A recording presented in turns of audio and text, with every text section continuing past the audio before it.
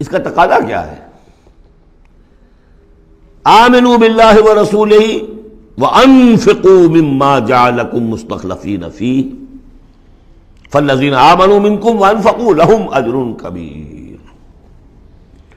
دو لفظوں میں تقاضا آیا، ایمان لاؤ اللہ پر اور اس کے رسول پر، اور خرچ کر دو ان سب میں سے جس میں اس نے تمہیں خلافت عطا کی ہے۔ سب سے پہلی خلافت تمہیں عطا کی اس جسم میں، اسے اللہ کے لیے لگاؤ۔ ذہانت، فطانت، طلاقت لسانی، جو دیا ہے، پیسہ دیا ہے، مال دیا ہے، اولاد دی ہے، سب کو اللہ کی راہ میں لگاؤ۔ یہ نفق کا لفظ پیسے کے خرچ کے لیے بھی آتا ہے، جان کے خرچ کے لیے بھی آتا ہے۔ نفقت الدراہم، پیسے ختم ہو گئے، نفق الفرس، گھوڑا مر گیا، تو نفق کا لفظ دونوں کے لیے آتا ہے۔ تو انفقوا مما جعلکم مستخلفین فی، جس چیز میں تمہیں استخلاف عطا کیا ہے لگاؤ، خرچ کرو، صرف کر دو۔ یہ دو تقاضے ہیں۔ اصل میں یوں سمجھیے کہ جو سورہ حجرات میں دو تقاضے آئے تھے، آمنوا باللہ ورسولہ، سورہ حجرات میں آئے تھے انما المؤمنون الذین آمنوا باللہ ورسولہ ثم لم یرتابوا وجاہدوا باموالہم وانفسہم فی سبیل اللہ۔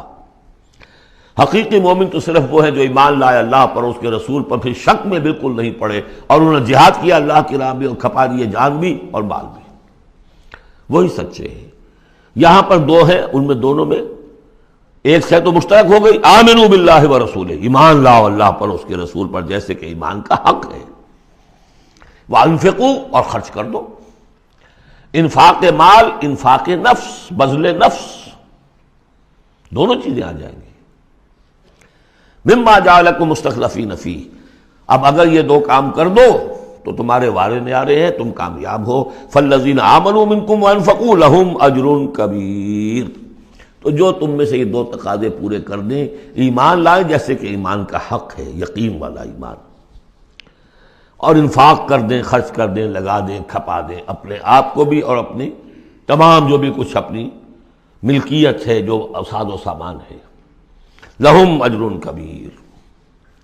اب دیکھیے نظم، دیکھیے اب دو آیتوں میں وہ ڈانٹ کا، ڈپٹ کا، زجر کا معاملہ ہو رہا ہے۔ وَمَا لَكُمْ لَا تُؤْمِنُونَ بِاللَّهِ، تمہیں کیا ہو گیا ہے، کیوں نہیں ایمان رکھتے اللہ پر؟ وَالرَّسُولُ يَدْعُوكُمْ لِتُؤْمِنُوا بِرَبِّكُمْ، جبکہ ہمارے رسول محمد صلی اللہ علیہ وسلم تمہیں دعوت دے رہے ہیں، وہ ابھی موجود ہیں تمہارے مابین، تمہیں کیا ہو گیا؟ وہ تمہیں دعوت دے رہے ہیں کہ تم ایمان رکھو اپنے رب پر۔ وَقَدْ أَخَذَ مِيثَاقَكُمْ، اور دیکھو تم سے عہد لے چکا ہے تمہارا رب۔ اگر تم ایمان کا دعویٰ کرتے ہو تو عہد در عہد، ایک عہد تو تم کر کے آئے تھے، أَلَسْتُ بِرَبِّكُمْ قَالُوا بَلَىٰ، پھر ایک عہد تم نے کیا سَمِعْنَا وَأَطَعْنَا، پھر تم نے عہد کیا ان اللہ اشترى من المؤمنین انفسهم واموالهم بان لهم الجنہ، بیع و شرع ہو چکی ہے۔ وقد اخذ میثاقکم، وہ تم سے عہد لے چکا ہے، ان کنتم مؤمنین، اگر تم حقیقتاً مومن ہو، دعویٰ تو کر رہے ہو ایمان کا۔ ساتھ ہی اب راستہ بتا دیا، اگر تم اپنی گریبان میں جھانکو اور محسوس کرو کہ وہ یقین والا ایمان تو نہیں ہے، اندر تو کچھ خلاصہ ہے، اللہ کرے کہ ہمیں اس کا احساس ہو جائے، اپنی گریبانوں میں جھانکیں۔ اسلام تو ہے، اللہ کا شکر ہے، جو یہاں آئے ہوئے ہیں، دور دور سے آئے ہوئے ہیں، تو اسلام تو ہے، روزہ نماز تو ہے، لیکن اپنے اندر جھانکے وہ ایمان، یقین والا ایمان۔ اگر احساس ہو جائے کہ نہیں ہے تو معلوم ہونا چاہیے کہاں سے ملے گا یہ۔ هو الذی ينزل على عبده آیات بینات لیخرجکم من الظلمات الى النور، وہی تو ہے جو اپنے بندے پر صلی اللہ علیہ وسلم یہ آیات بینات نازل کر رہا ہے تاکہ نکالے تمہیں اندھیروں سے روشنی کی طرف۔ گویا کہ ایمان حقیقی، یقین والے ایمان کا منبع، سرچشمہ، اس کی سورس یہ ہے اللہ کی کتاب۔ اسے پڑھو، سمجھ کر پڑھو، تدبر کرو، غور و فکر کرو، محسوس کرو گے کہ تمہارے اندر ایک ہلچل ہے، تمہاری فطرت کے تار، یہ قرآن چھیڑے گا انہیں۔ نغمے بیتاب ہے تاروں سے نکلنے کے لیے، ایک ذرا چھیڑ تو دے زخمہ مضراب حیات، اور اس سے خود تمہارے اندر سے ابھر کر ایمان اندر سے ابھرے گا۔ تمہارے اندر ہے، سویا ہوا ہے، تمہاری روح میں ہے، ڈورمنٹ ہے، صرف ایکٹیویٹ کرنے کی بات ہے، اور یہ آیات قرآنیہ انہیں ایکٹیویٹ کرتی ہیں۔ هو الذی ينزل على عبده آیات بینات لیخرجکم من الظلمات الی النور وان اللہ بکم لرؤوف رحیم، اور یقیناً اللہ تمہارے حق میں بہت رؤوف اور رحیم ہے۔ اب آپ نے دیکھ لیا کہ سورس جو ہے اس ایمان کا وہ کیا ہے؟ قرآن۔ سورہ شورى میں ہم دیکھ آئے ہیں خود حضور کو کہاں سے ملا؟ وَكَذَلِكَ أَوْحَيْنَا إِلَيْكَ رُوحًا مِّنْ أَمْرِنَا مَا كُنْتَ تَدْرِي مَا الْكِتَابُ وَلَا الْإِيمَانُ وَلَكِنْ جَعَلْنَاهُ نُورًا نَهْدِي بِهِ مَن نَّشَاءُ مِنْ عِبَادِنَا۔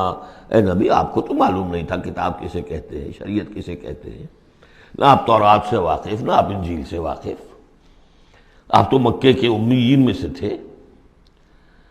ایمان کسے کہتے ہیں؟ وَلَكِنْ جَعَلْنَاهُ، اس قرآن کو ہم نے نور بنا کر آپ پر اتارا ہے۔ وہ ایمان جو ہے اب آپ کا باطن اس سے جگمگا اٹھا ہے، اب آپ جو ہے گویا کہ اب روشنی کا مینار ہیں، اب آپ ہدایت دیں گے سیدھے راستے کی طرف۔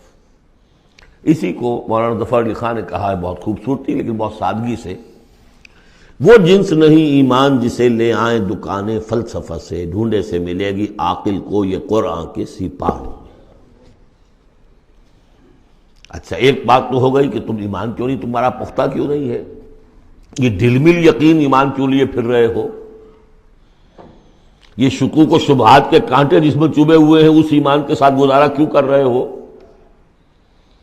اگر اس میں کمی ہے تو پہلے اس کمی کو پورا کرو، چھوڑ دو دھندے، کچھ دن نکال لو، ایک سال نکال لو اپنی زندگی میں سے کہ کم سے کم اتنی عربی سیکھ لیں کہ یہ قرآن ہمارے دلوں کے تاروں کو چھیڑ سکے۔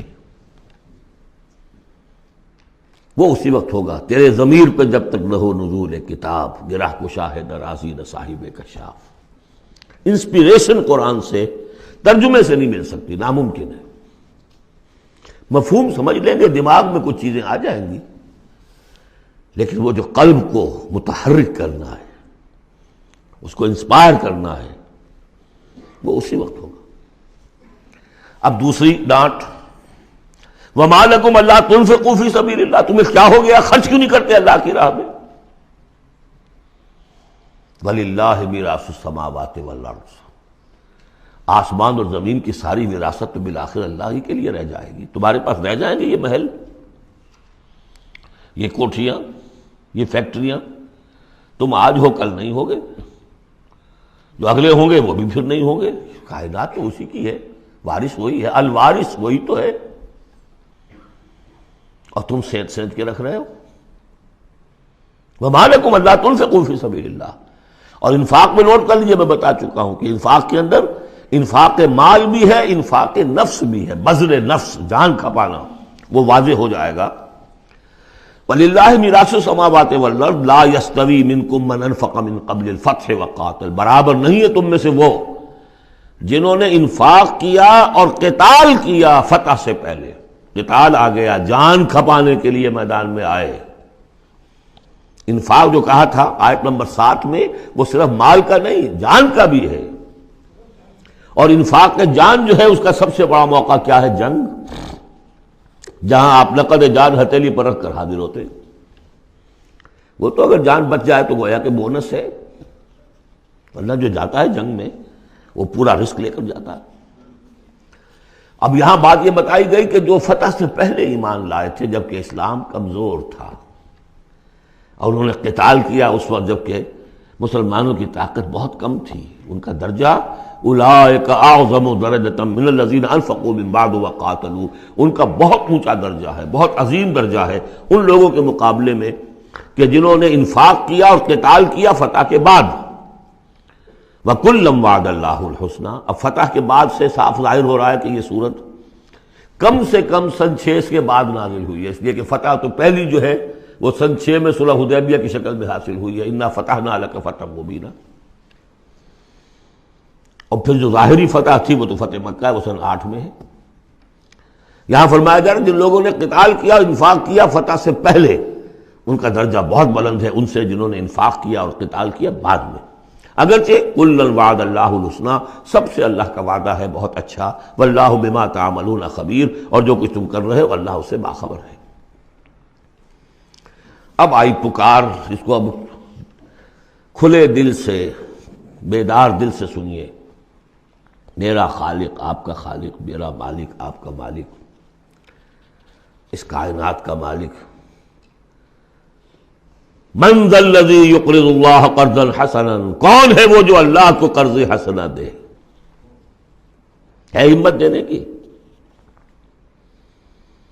من ذا الذی یقرض اللہ قرضا حسنا فیضاعفہ لہ، اللہ اس کے لیے اسے دگنا بھی کرتا رہے گا، وَلَهُ أَجْرٌ عَظِيمٌ، اور ان کے لیے بہت بڑا اجر بھی ہوگا۔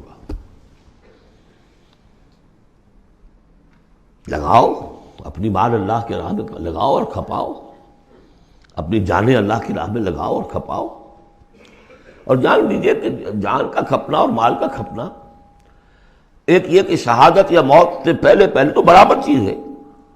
آپ اپنی جان کی قوت، صلاحیت، ذہانت، فطانت یہ خرچ کرتے ہیں تو مال کماتے ہیں نا، اور مال آپ کے پاس ہو تو آپ جس کو چاہیں امپلائے کر لیں، ذہانت، صلاحیت، فطانت سب آپ خرید سکتے ہیں پیسے سے۔ تو اگر کسی نے وقت لگایا ہے تو مال لگایا ہے، ٹائم از منی۔ اپنی جان کما رہا ہے تو وہ مال لگا رہا ہے، اس لیے کہ اسی جان کو کما کر وہ مال کما سکتا تھا۔ اس لیے انفاق جان، انفاق ہے مال، یہ ایک شے ہے۔